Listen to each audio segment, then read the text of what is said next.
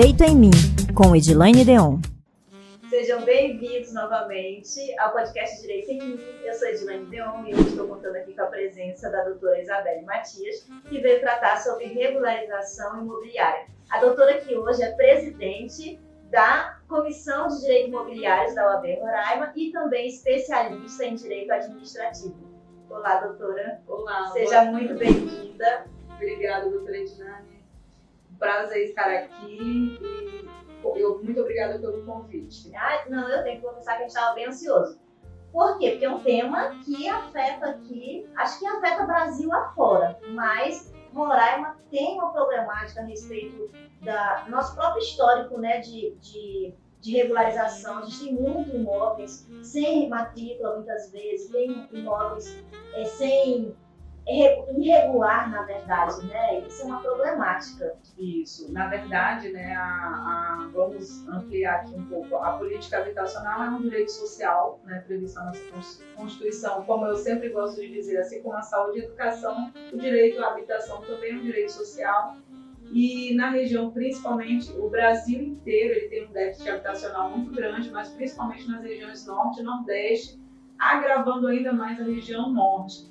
E quando a gente fala em déficit habitacional, não é pessoas sem moradia. Às vezes é falta de regularização do seu próprio imóvel, né? As pessoas às vezes acabam vindo a falecer sem conseguir transferir, regularizar, deixar aquele bem, que é um patrimônio familiar, ou para o seu herdeiro, ou muitas vezes não consegue ali regularizar, nem ter o financiamento, nem ter uma garantia de propriedade, né? Isso que é mais grave. Esse é um ponto, na verdade, crucial, vamos dizer assim. Muitas pessoas se deparam sem a possibilidade de acesso a um crédito para financiar a casa, para fazer uma ampliação, fazer uma benfeitoria, por conta de que não tem o documento que o banco exige. Muitas vezes a pessoa tem o documento que na cabecinha dela, que ele é um documento de propriedade do imóvel. Às vezes é um contrato de gaveta que a gente chama, mas que ele não é o documento correto, vamos dizer assim, capaz de provar e a transferir, vamos dizer, uma propriedade, né? Exato, doutora. E aí que entra, né, o advogado imobiliário, o direito, né, que nós vamos conseguir reunir toda essa documentação e tentar aí fazer o registro, porque nós, como advogados, geralmente o cliente procura o advogado para registrar o bem imóvel no seu nome, né, a propriedade do bem no registro de cartório de imóveis. Então, nós, né, operadores aqui do direito, buscamos todos os bens, todos os instrumentos para a transferência desse bem, dessa propriedade. E buscam quando tem problema, né? Exatamente. Ou seja, se buscou o advogado, a gente sabe que algum empecilho ali teve. Está faltando algum documento, alguma certidão, tem algo que não está tão redondinho assim, que o cartório muitas vezes já colocou algum empecilho. Hoje, quais são os casos mais comuns? Então, acho que o caso, né, mais comum, tem diversos casos, desde o proprietário fazer um contrato de gaveta, que a gente chama de contrato de promessa, de compra e venda, ali um contrato de gaveta, e aí às vezes a pessoa vira a falecer, não foi registrado, ou entra para o inventário, ou até mesmo o vendedor depois ali se nega a efetuar a transferência, né, no cartório de registro de imóveis. Então, existem todos esses casos em que podem ser solucionados. Ou, às vezes, perde o contato com o vendedor, né? Exato. Então, são pessoas que passam aqueles documentos e vão embora. Hoje, vamos dizer assim, quais seriam essas possibilidades? O que nós teríamos aí para... Bom, primeiro você tem que ver quais são os objetivos do seu cliente, né? A transferência do bem no cartório de registro de imóveis, verificar se aquele contrato ali de gaveta, né, precário, que não foi levado a registro, o vendedor, o primeiro passo seria verificar no cartório de registro de imóveis se aquele bem de fato está em nome do vendedor, de quem vendeu, ou se está em nome de terceiro, né, tentar reunir a documentação da cadeia para comprovar a promessa de cumprimento, o cumprimento de quitação e assim conseguir transferir essa propriedade.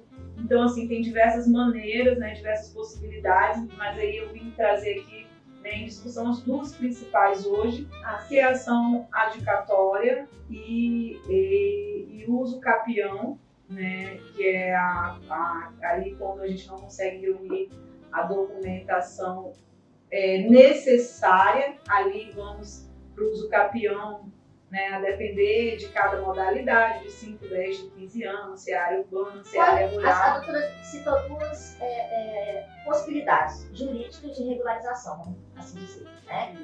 Quando a gente está falando das características de cada uma, quais são as características da adjudicação e quais são as do uso capião? Em que situação eu iria escolher cada um desses instrumentos?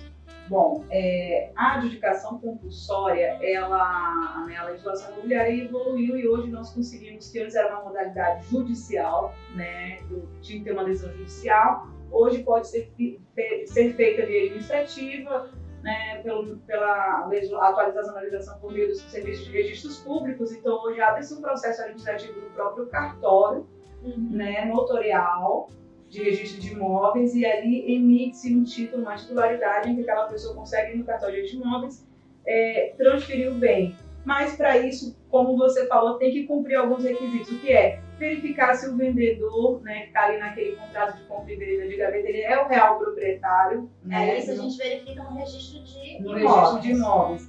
Segundo ponto, caso o contrato seja até 30 salários mínimos, essa transferência ela pode ser feita de forma administrativa direto no cartório de registro de imóveis. E se passar desse valor, abre-se um processo administrativo, mas ainda assim ela pode ser feita de forma judicial. E com a decisão vira como uma procuração, né, uma autorização de transferência do imóvel. Seria o cumprimento administrativo de uma sentença judicial. Isso. Seria exato. isso. Então, até 30 salários mínimos a gente consegue regularizar sem precisar. Uma dúvida, doutora. Esse valor, ele é atualizado ou ele é levado em consideração o valor do contrato? Por que eu estou lhe perguntando isso?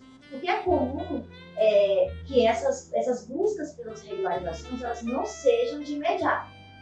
E pelo contrário, passam-se anos até as pessoas precisarem regularizar. Tem sempre algo que precisou, ou para o inventário, ou porque a pessoa decidiu vender, ou porque ela foi vender e percebeu que ela precisava daquilo para financiar, vender financiado, ou uma exigência do comprador, mas enfim, tem sempre algo nesse sentido. Então a gente sempre encara uma coisa assim que passou ao longo dos anos, 5 anos, 10 anos, até mais.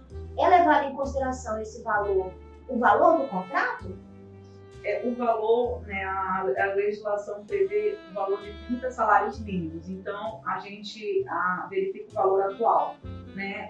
O valor, por exemplo, um contrato de 30 mil está dentro do limite, porque hoje o salário mínimo ele é acima de R$1.000. Mas a base é o valor do contrato, o valor, então, exatamente. Independente do tempo que aquele contrato teve. Então, com o aumento do salário mínimo, né, aumenta-se o valor da possibilidade de adjudicação compulsória extrajudicial. Sim, isso é muito interessante, porque às vezes tem uma valorização do bem, mesmo bens mais valorizados, a gente conseguiria fazer administrativamente mesmo, né? Isso. E aí, mesmo ultrapassando esse valor, né, então o primeiro passo seria procurar o vendedor, buscar que o vendedor, naquela promessa de compra e venda, naquele instrumento particular, ele formalize, né, a transferência para o comprador. Caso ele se negue, como você falou, às vezes não é nem se negar, às vezes ele faleceu, se encontra doente, não foi localizado, né? Ali às vezes os herdeiros até sabem que aquela venda ocorreu, mas o bem já está ali, né, tramitando dentro do inventário e às vezes não, por desconhecimento se nega. Então aí entra a forma do uso capião ou extrajudicial no cartório de notas, ou a adjudicação compulsória judicial, que reunindo a quitação, o importante é o contrato, né, ultrapassado 30 mil, comprovante de quitação daquela contrato de promessa de compra e venda, e aí expede-se uma decisão judicial, né, com força de título executivo, em que o comprador, né, poderá ali entrar com aquele documento no cartório de registro de imóveis e assim transferir o bem para o seu nome. Ok. Deixa eu lhe fazer uma outra pergunta. A doutora entrou e citou a segunda possibilidade, seria o uso capião. Quais seriam as características do uso capião? Então, o uso capião é quando nós não conseguimos ali reunir todo esse contrato de compra e venda, com a quitação, ou não conseguimos ali localizar o vendedor, e aqueles requisitos básicos do CAPEAM, que é a posse mansa e pacífica, né, a comprovação. Aí vai depender do requisito de 5, de 10, de 15 anos. E aí a atualização da legislação imobiliária, né, com o fim de desburocratizar, né, de levar aí o direito da moradia para todos. Então hoje, a partir de 2022, é recente, doutor, o CAPEAM pode ser feito também de forma extrajudicial. Quais seriam os documentos probatórios? O que hoje um cartório exige para essas pessoas que querem fazer administrativamente, extrajudicial? A comprovação, basicamente, né, entre diversos outros documentos, mas a comprovação da posse mansa e pacífica. Então, o contrato, inicialmente, ou o contrato, ou um documento de transferência de imóveis precário, que às vezes não está no nome, mas você tem ali a comprovação de que você comprou, o recibo de quitação. E, principalmente, né, a prova principal é a posse mansa e pacífica, que vai se enquadrar, né, a depender da modalidade. E a grande novidade, que o CAPEAM não é novidade, mas só era feito de forma judicial, e a grande novidade é que esse procedimento também está sendo feito nos cartórios, atualmente. E, na prática, a gente está tendo, como a doutora mesmo falou, é recente. Quando a gente fala em uma alteração legislativa de 2022, é como se falasse, vamos colocar aqui para as pessoas entenderem, como se fosse uma coisa que tivesse acontecido ontem. Ontem as pessoas mal tiveram conhecimento ainda. No direito é assim. Uma lei entrou em vigor 1 ano, 2 anos, é como se as pessoas ainda estivessem entendendo o que foi que aconteceu. Muito assim, tá todo mundo discutindo, ninguém chega em consenso ainda como é que aplica, na prática acaba sendo isso mesmo. E aí, a gente tem essa legislação extremamente recente, 2022, e trouxe uma mudança que foi pegar algo que só aconteceu no judicial e colocar para acontecer naturalmente, dever acontecer naturalmente no extrajudicial, no cartório. Como é que está na prática efetivamente desburocratizou? Como é que está isso? Como é que estão as resoluções, ou seja, como é que está essa dinâmica aí para ser colocada em prática essa lei? Então, doutora, a competência, né, desses serviços cartorários é do Tribunal de Justiça, da Corregedoria de Justiça, do CNJ, né?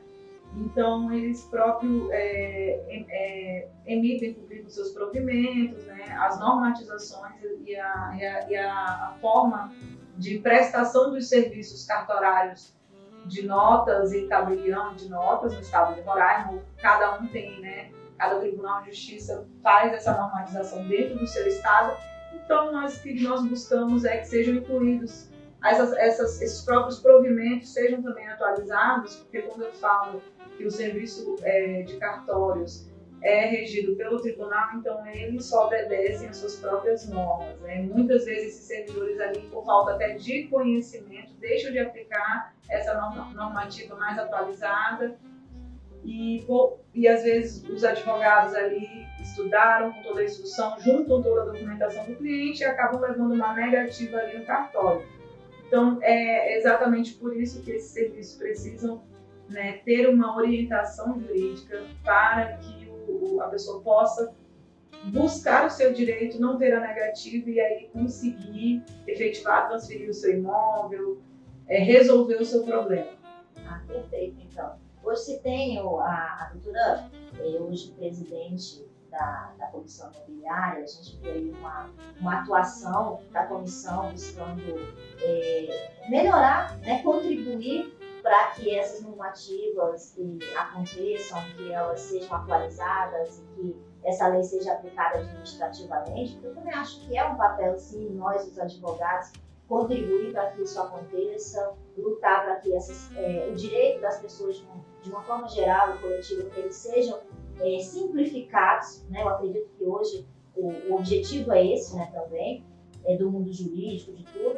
E hoje aí, o que a gente está tendo de ações nesse sentido? Eu acompanhei em rede social, vocês saindo dali do tribunal, buscando essa conversa, esse diálogo. O que a gente pode esperar dessas ações? Aqui no estado de Roraima, né, eu já venho acompanhando a política habitacional há algum tempo, então acho que é conhecimento, né, social geral, e que houve uma grande regularização no estado, tanto urbano quanto rural. Eram lotes que estavam ali em nome do Estado, da União, e que houve uma autorização do Estado, do governo, para transferência. Então, após essa legislação estadual, essa regulamentação estadual, as pessoas que juntam a sua documentação, que vão ali tentar fazer o registro no cartório de imóveis, muitas vezes recebem aí essa negativa. Então, ali o trabalho da nossa comissão é buscar essa legislação atual, levar isso para a corregedoria do tribunal e exigir, né, que se cumpram, que os servidores, que os cartórios cumpram com essa normatização. Vai facilitar não só a vida da sociedade, mas do advogado, né, que vai estar ali fazendo seu trabalho e sendo aplicado a legislação pertinente, a norma pertinente, para facilitar a vida de todo mundo. Porque o que a gente busca, no final de tudo, é a universalização da moradia, que todo mundo tenha o seu direito garantido, registrado, o seu nome. Porque só é dono quem registra, né? Tem esse bordão. Nós temos aqui muito presente a questão das moradias, né, dos imóveis urbanos, mas nós temos também uma problemática com relação aos rurais, não temos?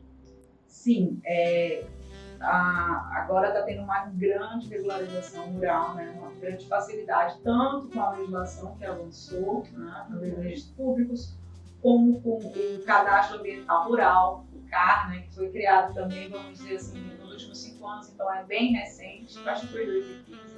Não sei, mas o estado de Roraima foi um dos últimos a implementar, então é bem recente aqui no estado de Roraima. E aí, com toda essa legislação avançada, o que falta agora é se efetivar o direito, né? Porque não adianta a gente...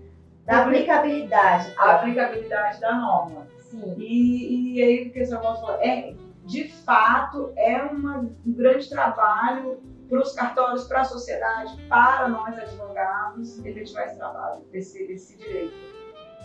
Se hoje eu posso dizer assim, que alguém está precisando, vamos lá, alguém está vivendo justamente isso. Eu estou lá na minha casa, no bairro, vivendo essa situação. Eu não tenho como provar, vivi lá já há um certo tempo, energia no meu nome, água. Para mim aquilo é o suficiente para provar a minha propriedade, mas eu descubro que não, possivelmente vou vender meu imóvel e descubro que o banco me exigiu ali alguma coisa para financiar que eu não tenho, busco os serviços jurídicos para poder regularizar. O que eu, vamos dizer assim, sociedade, eu preciso entender como o mínimo de documentos que eu precisaria apresentar para um advogado para que eu possa começar a buscar meu direito? O primeiro passo do advogado é entender o direito do seu cliente. Então, nós trouxemos 2 casos, né, de segregação de educação compulsória judicial ou extrajudicial, ou o segundo caso seria o uso capião. Então, se você não tem um contrato de gaveta, que chamam, né, aquele contrato de compra e venda... Tem uma diferenciação entre ele estar reconhecido em cartório ou não? Sim, de fato, porque qualquer compra e venda acima de 30 salários mínimos, como isso, ele obrigatoriamente deveria ser registrado em cartório. Então, até 30 salários mínimos, nós conseguimos transferir aquele bem imóvel diretamente no registro de imóveis para o proprietário. Caso ele seja de gaveta sem ser registrado no cartório de imóveis, então a adjudicação compulsória obrigatoriamente deverá ser judicializada. Sim. Entendi. Então, caso você não tenha registrado o seu contrato, nem transferido o seu bem, né, que geralmente é o que buscam, essa ação, a adjudicação compulsória vai ter que ser judicializada. E aí os documentos seriam justamente, vamos falar de basicamente 2, contrato de compra e venda de gaveta e o comprovante de quitação, uma transferência, um recibo, né?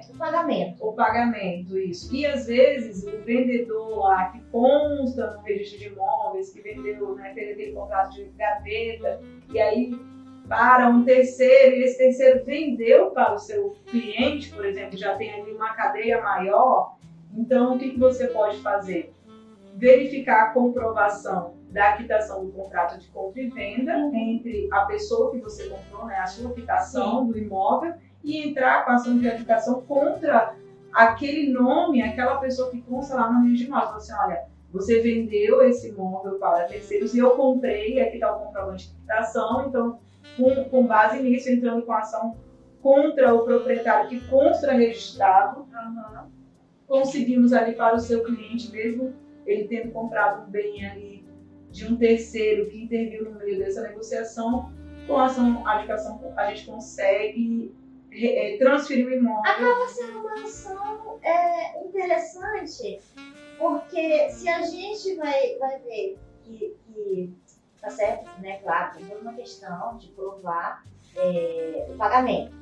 Tá? Exato. Mas sendo ela contra o primeiro dono, vamos dizer assim, se a gente for pensar, é o que menos tem interesse naquela ação, né? Porque basicamente ele já passou recebeu.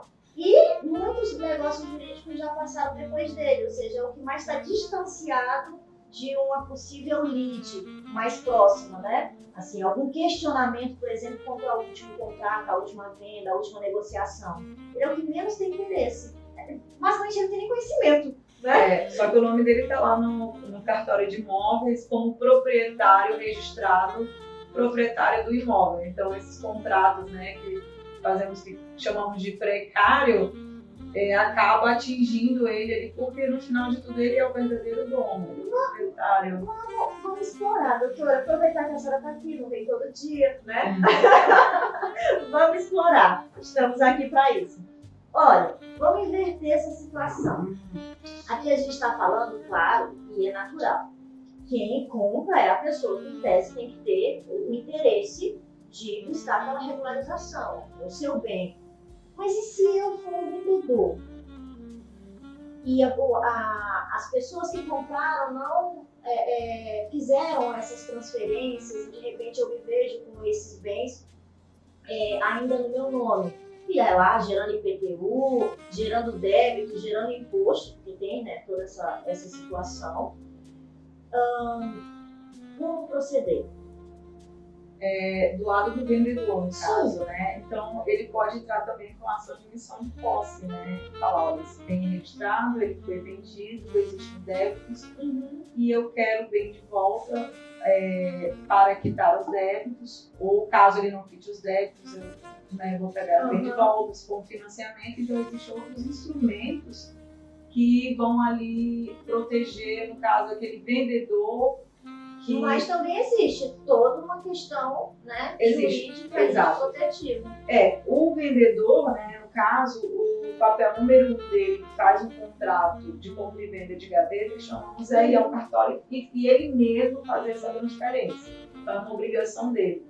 Quando a gente usa essas opções de transferenciação de adjudicação, por exemplo, é quando ele se nega a fazer essa transferência no cartório, ou quando ele está impedido por motivo de saúde, ou quando ele não é localizado, ou quando os herdeiros também se negam. Então, temos essa opção. Quando não há nenhum documento, vamos para o uso capião, né? Nenhum contrato de compra e venda, não tem nada, só tem a posse. E é muito manso comum. E pacífico, Muito comum. Muito. Aí, quando viramos ali para o caso do vendedor, temos ali outros instrumentos também que podem garantir, que no caso o comprador é que está ali falhando no seu dever. Sim, entendi.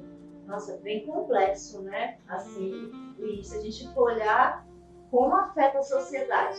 Para a gente que está na prática, você percebe essas problemáticas nos inventários, você percebe, inclusive é uma problemática nos inventários, porque você pega um inventário para fazer, aí todo mundo, né, ou seja, precisa fazer a transferência dos bens, se vai vender, o comprador quer o documento, e quando você se depara, né, o documento se resume a uma conta de energia no nome da pessoa que faleceu. Geralmente os processos que tratam de patrimônio passam anos tramitando, porque é muito difícil você dar uma decisão que vai decidir a vida da pessoa, né, o patrimônio.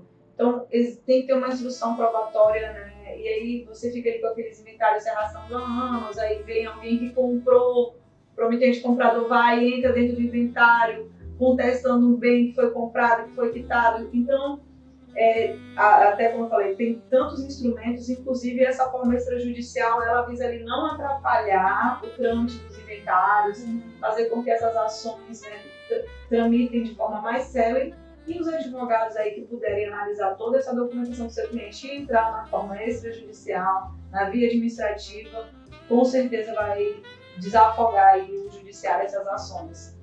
Doutora, dica para os nossos advogados. Vamos lá, aqui a gente sempre tenta trazer no final aqui uma dica para os colegas que querem atuar. E a doutora, com experiência, está militando na área, conhece o dia a dia efetivamente, né, os percalços disso. Dica para os nossos colegas, para quem quer seguir aí e atuar. Bom, eu vou falar isso para quem, né, deseja iniciar. É uma coisa que eu falo não apenas como presidente da Comissão de Direito Imobiliário, mas como advogada. Eu já atuo há mais de 9 anos, então a gente costuma dizer que a advocacia não é uma profissão para covardes, né? O Rui Barbosa, dessa frase é muito, muito conhecida, mas eu digo que é buscar mesmo, conversar com o juiz, buscar nos cartórios, levar a legislação, debater o seu direito. Às vezes o profissional ele fica muito preso, né? Às vezes se sente um pouco inseguro, estudou muito, sabe da lei, mas ainda se sente inseguro no exercício da profissão. Eu acho que ninguém sabe tudo, né, doutora? Não. Estamos todos os dias aprendendo um pouco mais. E é isso, é buscar, né, buscar o conhecimento, não ter vergonha, né, de pedir dos colegas, de buscar os órgãos, de conversar com o juiz, de marcar uma audiência, de resolver ali o problema do seu cliente. E eu acho que dessa forma o trabalho ele flui. O próprio judiciário ele gosta muito quando o advogado ele se envolve em resolver e não deixa ali o processo e se arrastando. Então acho que seria uma boa dica. E uma deixa, porque tudo que a gente pode trazer aqui de informação nós vamos trazer. E a doutora tem conhecimento também aqui, então uma atualização aí na Minha Casa Minha Vida, não tem? Isso, né? Então eu vou dar uma explanada, eu vou até pegar aqui essas informações, mas essa questão da política habitacional, como eu falei, eu trabalho já há algum tempo e para mim é uma política muito importante, né? E atualmente, nos últimos 4 anos, esse programa Minha Casa Minha Vida já é um programa bem antigo do governo federal. E nos últimos anos ele foi dedicado mais à classe A e B, né? Principalmente à classe B. Então, mais por conta de uma transferência orçamentária, atualmente o programa 2024 ele aumentou muito para a classe C e também para a classe A. Então, aquelas pessoas que ali nos últimos 4 anos... Traduzir para as pessoas quais são essas classes agora. Recentemente, então, né, ele divulgou os novos limites de 2024 de subsídios para o programa. Qual é a média salarial, né, para você conseguir ali ser contemplado, fazer um financiamento com um juro super baixo junto à Caixa Econômica. E a média ia atender, né, em 2024, 2.000 famílias. Então, eu acho que vale a pena a gente trazer que as famílias de baixa renda, que são da faixa 1, com uma renda mensal de até 2.640, ela passou agora a conseguir financiar de 50 mil para 55 mil. Né? Então, esse valor você consegue... A gente teve uma ampliação. Uma ampliação. Só que esse valor da baixa renda ele é muito subjetivo, doutora. Por quê? Porque quem é baixa renda vai ganhar um imóvel gratuitamente do governo. Então, aquelas pessoas que fazem parte de programas de governo. Então, esse seria o valor do imóvel a ser adquirido, mas não que isso seja um valor que a pessoa no final vai arcar. O subsídio da família da faixa 1, se você ganhar até R$ 2.600, você pode até vir a ser contemplado com a isenção de 100% do seu imóvel. Exatamente isso. Vai depender do recurso do governo, vai depender da quantidade e de onde você se encaixa. Critérios, doutora, critérios. Que é um tema que com certeza interessa demais, né? Quando a gente está falando aqui, principalmente da moradia, que é algo que atormenta aí muita gente. Esses critérios, quem são essas pessoas? Tá certo, são famílias de baixa renda, mas além desse critério de renda, tem algum outro critério que a pessoa deva preencher? por idade, por filhos, por algum outro critério, família unipessoal? Tem algo nesse sentido? Olha, inicialmente essas pessoas têm que estar inscritas nos programas de governo, ou no benefício da prestação continuada, ou no Bolsa Família. Então, se você se enquadra na faixa 1, ganha o núcleo familiar inteiro até R$ 2.600 e ainda participa de um desses programas do governo federal, você vai ganhar a isenção de 100%. Então, essa renda, ela, além de todos os outros mecanismos que o governo tem, ela também é buscada informação no CRAS, naquela cadastro das páginas CRAS, e o CAD único. Ali que o governo vai buscar essa informação de renda e te colocar, vamos dizer, dentro dessas classes, né, aí dessa divisão de classe. Estrangeiro. A gente tem essa informação? Porque Então, quando você falou de estar inscrito no BPC, por exemplo, isso. benefício de prestação continuada, hoje nós sabemos que sim, os estrangeiros são beneficiados. Sim, acredito que a figura do estrangeiro ele vai ter já aquela questão da naturalização, né, questão dos direitos, e ser, né, contemplado ali na faixa, né, de baixa renda, ele pode sim também ser beneficiado, não tem problema algum. E aí essa questão da baixa renda, você tem um salário, ele recebe um salário mínimo, mas não faz parte do Bolsa Família ou do benefício de prestação continuada. Então você vai continuar tendo, né, o direito a Minha Casa Minha Vida com um limite de juros bem baixo, né? Mas não a isenção. Não a isenção é só para quem participa de programas de governo. E esse ano as taxas até foram reduzidas ainda mais, né, do último programa, da última etapa do programa. E ali as famílias com a renda que ultrapassa a faixa 1, que é a faixa 2, ela vai conseguir agora financiar imóveis de 190 mil, passou de 190 a 264 mil. Então, quem tem uma renda ali entre R$ 4.400, hoje vai conseguir, pelo programa Minha Casa Minha Vida, financiar imóveis de até 264 mil. É uma faixa boa de preço. Boa. E o faixa 3, né, que são pessoas que ganham com uma renda mensal de até de 4.400 até R$ 8.000, vai conseguir agora ali financiar imóveis de até 350 mil. Então vai ser uma oportunidade de financiamento habitacional para todas as faixas salariais, com uma grande vulto, né, de recursos de possibilidades para a faixa 1, né, e uma grande possibilidade para todos aí.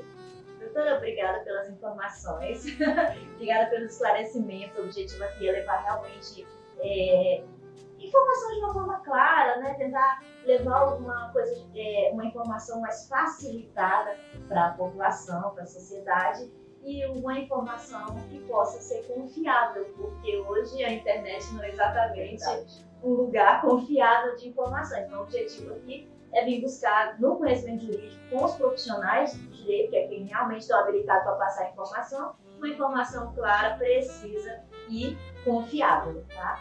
Ficamos por aqui, doutora. Muito obrigada pela presença, tá? Foi um prazer tê-la aqui. Espero que venha novamente.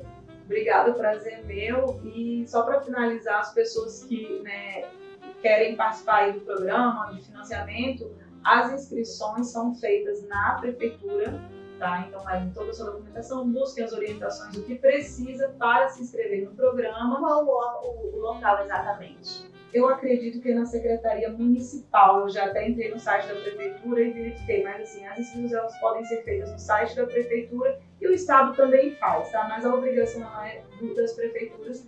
No Estado, eu acredito que pela Codesaima, mas a legislação prevê que as inscrições para o programa Minha Casa Minha Vida se iniciam pelo município. Então as pessoas podem buscar ali o município, se inscrever e futuramente abrir ali as possibilidades do programa junto à Caixa Federal, se um biofinanciamento, se você se enquadra ali, né, numa isenção ou não, ou qual faixa você vai poder se enquadrar. Importante, gente, muito importante, viu? E aí, ficamos por aqui. mais um pod. Muito feliz de estar aqui passando informação para vocês. E não se esqueçam de seguir nossas redes sociais. Você assistiu ao podcast Direito em Mim, com Edilaine Deon.